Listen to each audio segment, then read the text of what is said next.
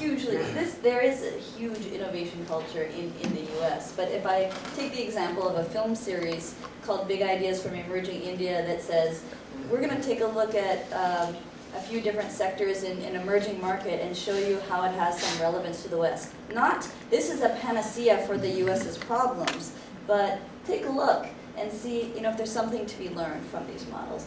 A lot of pushback,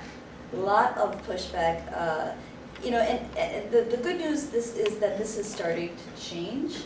So, I hope that, I think what you said is very correct. It's much harder to unlearn than to learn. And as we were talking about before, it's kind of a cup-full society. So I think to be the richest economy in the world and look to emerging markets for lessons is extremely challenging. So I actually don't have an answer, but that's definitely been my experience. So Eric, any comments on that? I've got maybe 2 or 3 ideas. First one, I'll start with the personal one. The best way to teach humility is to feel humility. So I'll tell you how I became very humble. I came to this country about 15 years ago and I could barely speak English. You come with a master's degree thinking that you're very smart. You cannot speak the language. And those were very humble 6 months.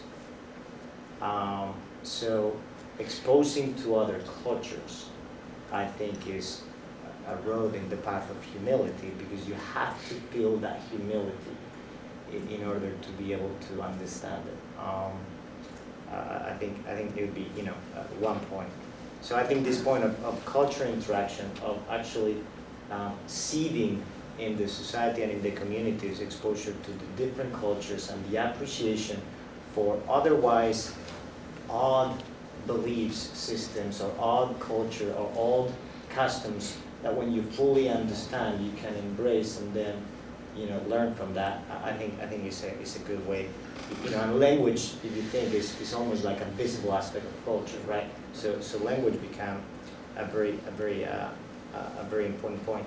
I'd say though, it's a very, very, very difficult thing to do, and I go back to history.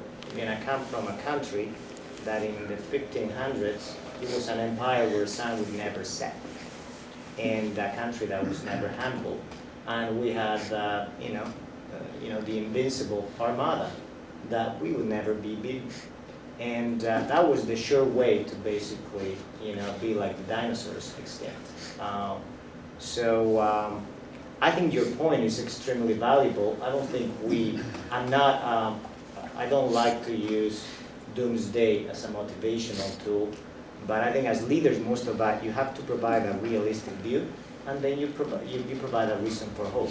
I think the realistic view is we really, really need to embrace humility. And the reason for hope is we have enough tools, enough history, enough diversity, enough variables in this global village that can create many successful scenarios that you actually can come ahead winning. But the humility point is extremely important, because just go through history, Roman Empire, Spanish. You can basically see how many big towers have fallen because they failed to achieve humility. Fantastic, well put.